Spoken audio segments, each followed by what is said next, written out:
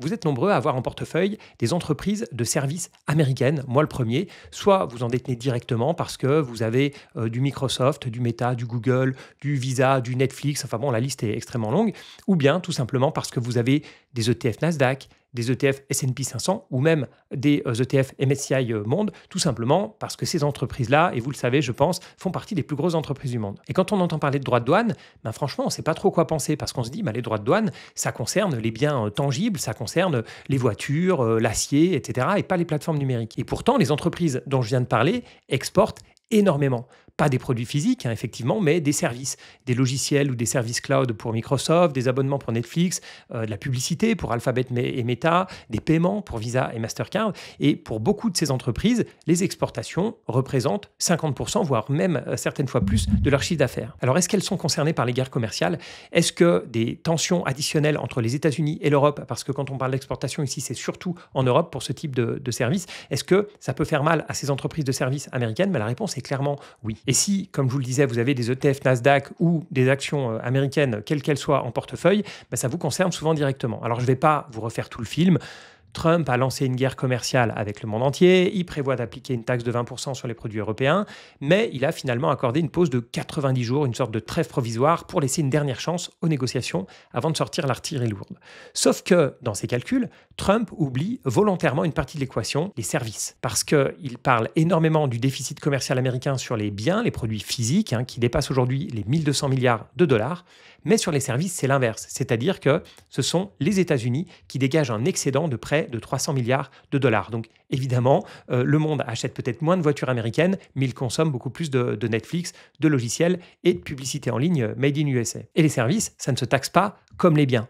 On n'a pas de droit de douane sur une pub Google ou bien sur un paiement Visa. Mais ça ne veut pas dire que les autres pays ne peuvent pas riposter. En fait, il y a plein de moyens de bloquer ou de ralentir les échanges sans toucher aux taxes. C'est ce qu'on appelle les barrières non tarifaires et c'est l'un des aspects qui énerve particulièrement Trump quand il regarde l'Europe. Par exemple, on va avoir des normes techniques, l'obligation d'avoir un port USB-C en Europe. On va avoir des normes sanitaires, interdiction de certains OGM américains en Europe. On peut avoir des quotas, on peut mettre des subventions, c'est très classique d'avoir les Américains qui vont subventionner Boeing en douce pendant que les Européens font la même chose avec Airbus. On peut avoir de la réglementation pure, comme les règles sur la protection des données, la fameuse loi RGPD. On peut avoir des réglementations sur la modération de contenu, qui évidemment va énormément embêter les réseaux sociaux, Meta ou bien X en tête. Donc on le voit, on peut faire énormément de dégâts sur les échanges commerciaux sans passer par ces fameux droits de douane. Et c'est exactement ce que prépare l'Europe. Ursula von der Leyen a été très claire, si les négociations échouent, l'Union européenne va activer des contre-mesures. Et cette fois, ce seront les géants américains du numérique qui seront en première ligne. Elle évoque notamment une taxe sur les revenus publicitaires des services numériques, donc ça vise directement Google et Meta, mais on parle aussi de plus en plus d'un outil bien plus large, l'instrument anti-coercition qu'on surnomme le bazooka, qui pourrait permettre de bloquer l'accès au marché public ou bien de geler certains investissements américains.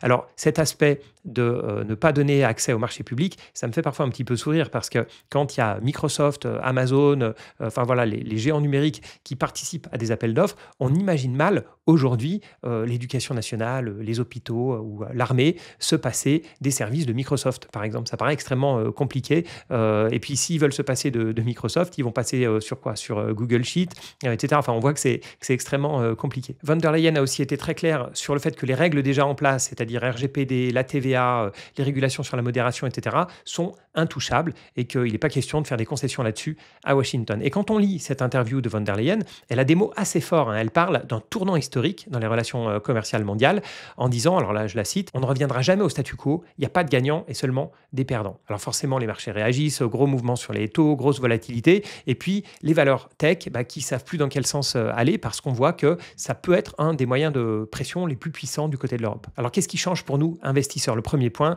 on l'a compris, c'est que les services ne sont plus à l'abri. Tant qu'on restait purement sur des droits de douane, les services étaient plutôt tranquilles.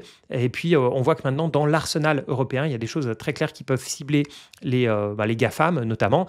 au détail près, je le disais, qu'il faut pouvoir trouver des champions européens ou en tout cas des champions non américains qui peuvent faire le boulot d'Amazon, Google, Microsoft, etc. Ce qui n'est pas forcément évident. Enfin, vous pouvez mettre Visa, Mastercard dans le lot, etc.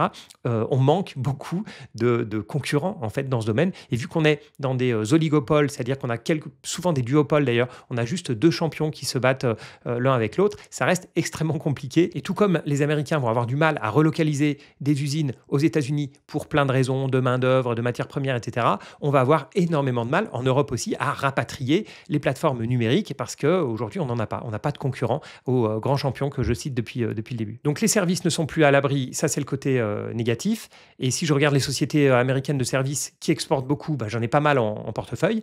Mais de l'autre côté, la bonne nouvelle, c'est que c'est aussi une arme de négociation qui est très puissante pour l'Europe.